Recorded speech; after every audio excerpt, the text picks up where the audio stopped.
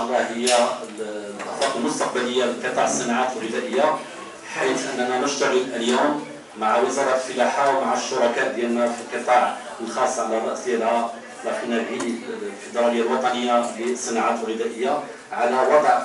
كنت جد سعيد بالمشاركه في هذا اللقاء المهم وتمثيل وزاره الصناعه والتجاره المغربيه في هذا اللقاء اللي قامت بتنظيمه الغرفه الفرنسيه للتجاره والصناعه بالمغرب لفائده وفد مهم من رجال الاعمال من جمهوريه مصر العربيه وبحضور معالي سفير جمهوريه مصر العربيه بالرباط. الهدف من هذا اللقاء هو تعزيز وتقويه التعاون التجاري والاقتصادي بين المغرب ومع جمهوريه مصر العربيه.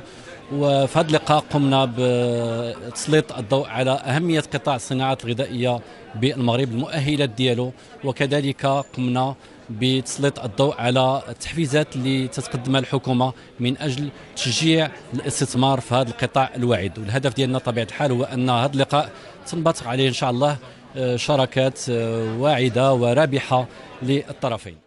التسويق في الميديا، في الاستثمار العقاري، وبرضو أنا تحت أمركم لو محتاجين أي مقابلات أو ديسكشنز، أنا تحت أمركم أشرح لكم بالظبط الموديل بتاعنا بالتفصيل.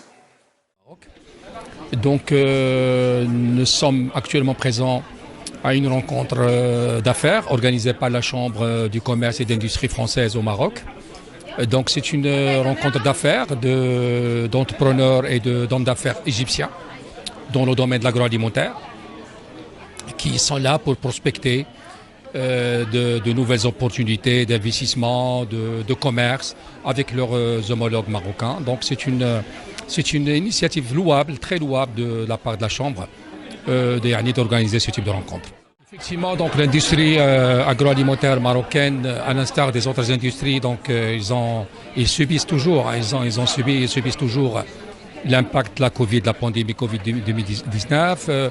Le contexte, la conjoncture mondiale très tendue, le problème de renchérissement et tout l'impact sur le renchérissement des matières premières et des intrants qui a impacté bien évidemment les prix des produits finis au niveau du consommateur.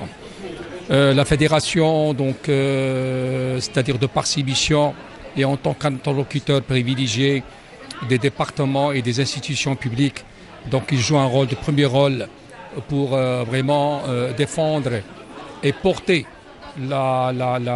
c'est-à-dire la position et les recommandations et les propositions des autres associations et fédérations membres de la fédération, parce que la fédération il englobe à son sein donc une vingtaine d'associations et de fédérations alimentaires et également des entreprises directement membres.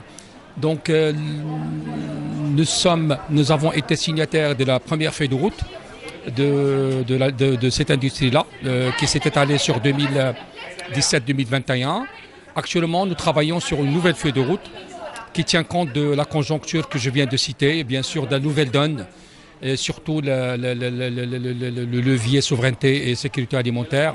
Donc nous nous penchons actuellement sur la mise en place d'une nouvelle feuille de route de développement de cette industrie qui est basée sur le capital humain, sur tout ce qui est décarbonation, tout ce qui est bien évidemment normalisation, réglementation, et pour vraiment, c'est-à-dire vraiment hisser les filières de cette industrie très importante nationale, c'est-à-dire à des niveaux aux standards internationaux.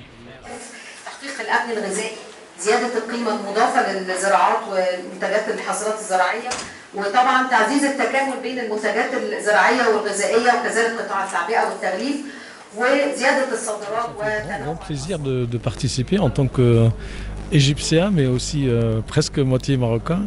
Un Égyptien qui travaille ici depuis un moment, qui connaît plutôt la culture de business marocaine, le défi de business que peut-être les investisseurs égyptiens pourraient rencontrer. Ce que je peux dire, c'est qu'on est très très bien accueillis ici au Maroc en tant qu'investisseur. Les règles du jeu sont très claires, les incentives, l'aide que le gouvernement nous donne soit au niveau de formation pour nos collaborateurs, incentif pour l'investissement.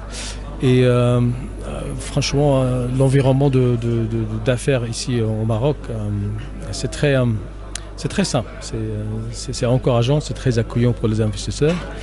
Et mon rôle aussi, c'est de faire en sorte que je sois une référence pour mes collègues égyptiens si besoin de quoi que ce soit.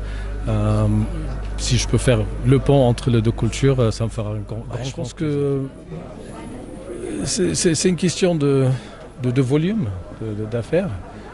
Donc bien sûr, le packaging suit. Donc finalement, c'est le consommateur qui décide.